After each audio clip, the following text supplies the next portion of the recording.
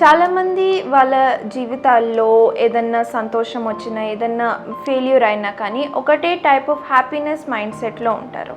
So అట్లాగా మన viewers కూడా ఎట్లాగా నేర్చుకోగలుగుతారు ఆ మైండ్ సెట్లో ఉండడానికి? సో ఆ హ్యాపీనెస్ మైండ్ సెట్ అనే దాని పేరు ఇన్నర్ రిచ్నెస్. సో సందర్భం ఏదైనా వాళ్ళకి ఫెయిల్యూర్ వచ్చినా సక్సెస్ వచ్చినా వాళ్ళు చాలా స్థితప్రజ్ఞులుగా ఉంటారు ఇన్నర్ రిచ్నెస్తో. ఇది కల్టివేట్ చేసుకోవాలి. ఇది దానికదే రాదు, మనము చాలా కాన్షియస్గా కల్టివేట్ చేసుకోవాలి. దీని గురించి నేను ఈరోజు 5 టిప్స్ ఇస్తాను. ఫస్ట్ది ఏంటంటే రీడింగ్ హ్యాబిట్ కనుక మనం కల్టివేట్ చేసుకొని మనం రోజు ఒక 30 నిమిషాలు రీడింగ్ హ్యాబిట్ చేసుకోగలిగితే మన మైండ్ చాలా వృద్ధి చెందుతుంది. సక్సెస్ స్టోరీస్ వేరే వాళ్ళవి చదవాలి, లేకపోతే సెల్ఫ్ హెల్ప్ బుక్స్ చదవాలి, లేకపోతే మీకున్న హాబీలో క్రియేటివిటీ ఏదన్నా దాని పరంగా చదివితే మీ బ్రెయిన్ గ్రో అయ్యి ఆ న్యూరాన్ కనెక్షన్స్ అయ్యి మీ మైండ్ సెట్ దాని గురించి ఆలోచిస్తూ ఉంటుంది. సో ఆ రకంగా ఆక్యుపైడ్ ఉంటారు, మీరు గ్రో అవ్వగలుగుతారు. హ్యాపీనెస్ అనేది మీకు సొంతంగా వస్తూ ఉంటుంది. సెకండ్ పాయింట్ ఏంటంటే వాక్ ఇన్ ద నేచర్. అంటే మనము ఈ నేచర్ ఇప్పుడు ఈ రోజుల్లో చాలా డిస్ట్రాక్షన్స్ వచ్చేసినాయి. ఫోన్ కానీ టీవీ కానీ లేకపోతే నెట్ కానీ ఏదన్నా చాలా డిస్ట్రాక్షన్స్ వచ్చేసినాయి. మన మైండ్ కంటిన్యూస్గా ఆక్యుపైడ్ ఉంది. దాని నుంచి బయటికి రావాలంటే వాక్ ఇన్ ద నేచర్.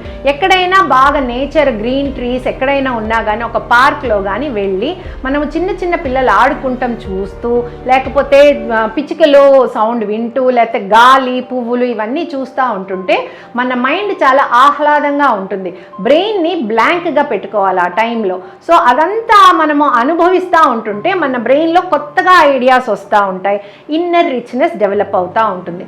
దాంతోపాటు థర్డ్ పాయింట్ ఏంటంటే let go of the past. పాత రోజుల్లో మన చిన్నప్పటి నుంచి లేకపోతే పెరిగే కొద్దీ మనకి ఏమైనా సంఘటనలు జరిగి ఉంటాయి, ఏదంటే మనల్ని కిందకి దిగజారేలాగా ఎవరైనా ఇన్సల్ట్ చేసి ఉంటారు, లేకపోతే ఇంకేదన్నా మనల్ని అనుంటారు. ఇవన్నీ మాటలు మనము దానికి ఇంపార్టెన్స్ ఇవ్వకుండా దాన్ని వదిలేయాలి. Let go of the past. మన బ్రెయిన్లో అది రిజిస్టర్ అయ్యి ఉంటే దాన్ని క్లీన్ చేసేసుకొని వదిలేయాలి. ఎందుకంటే ఇప్పుడున్న ప్రజెంట్ ఫ్యూచర్ని మనము ఇప్పుడున్న ప్రజెంట్ని ఫ్యూచర్కి తీసుకెళ్లాలంటే ఈ బ్యాగేజ్ తీసుకెళ్తే పనికిరాదు. సో దాన్ని క్లియర్ చేసేసుకోవాలి. Let go of the past, ఇది థర్డ్ వన్. ఫోర్త్ వన్ ఏంటంటే డ్రింక్ వాటర్. మన బాడీ 75% వాటర్ తోటి నిండి ఉన్నదన్నమాట.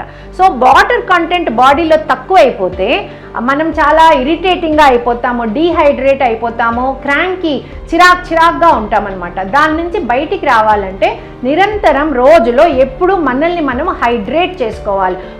కొంచెంగా అన్న వాటర్ తాగుతూ ఉంటుంటే మన బాడీలో వాటర్ నిండి మనకి ఆహ్లాదంగా అనిపిస్తూ ఉంటుంది. ఇది 4th tip. Coming to the 5th tip ఏంటంటే గ్రాటిట్యూడ్ అంటే మనము యూనివర్స్కి ఎక్స్ప్రెస్ చేయాలి. What goes around comes around. దాని అర్థం ఏంటంటే మనం ఏదైతే చేస్తామో ఏదో రూపంగా అదే మనకి తిరిగి వస్తుందన్నమాట. ఈ గ్రాటిట్యూడ్ అనేది ప్రాక్టీస్ చేస్తే అది సెల్ఫ్గా యూనివర్స్ మనకి హ్యాపీనెస్ని ప్రసాదిస్తుంది. దిస్ ఈజ్ ద ప్రజెంట్ ట్రెండ్లో ఇది బాగా వర్కౌట్ అయ్యి ఎగ్జాంపుల్స్ ఉన్నాయి అన్నమాట. సో దాని పరంగా పొద్దున్నే లేవంగానే 3 గ్రాటిట్యూడ్ మెసేజెస్ చెప్పుకోవచ్చు. మనము బయటికన్నా చెప్పచ్చు, మనసులో అన్నా చెప్పుకోవచ్చు. ఆ రకంగా డే అంతా అయిపోయిన తర్వాత పడుకునే ముందు కూడా 3 గ్రాటిట్యూడ్ మెసేజెస్ చెప్పుకోవచ్చు. ఈ రకంగా గ్రాటిట్యూడ్ మెసేజెస్ మనం చెప్తా ఉంటుంటే వరల్డ్కి యూనివర్స్కి మనము మన వైబ్రేషన్స్ ఇస్తున్నాం అనమాట. ఆ వైబ్రేషన్స్ ఇచ్చిన తర్వాత అదే వైబ్రేషన్స్ మనకి రిఫ్లెక్ట్ అవుతాయి. సో ఇవన్నీ కూడా మనము ప్రాక్టీస్ చేస్తే ఈ 5 టిప్స్ కనుక మనం ప్రాక్టీస్ చేస్తూ ఉంటుంటే ఇది మనకి ఇన్నర్ రిచ్నెస్. అంటే ఏ సందర్భమైనా కానీ శ్రీరాముడిలాగా నెక్స్ట్ డే పొద్దున్నే లెగిసి యువ సామ్రాట్ అవుతావు, నువ్వు యువరాజు అవుతావు అని వాళ్ళ తండ్రి గారు దశరథుడు చెప్పినట్టుగా, కానీ పొద్దున్నే లేచిన తర్వాత ఈరోజు నువ్వు అడవికి వెళ్ళాలి.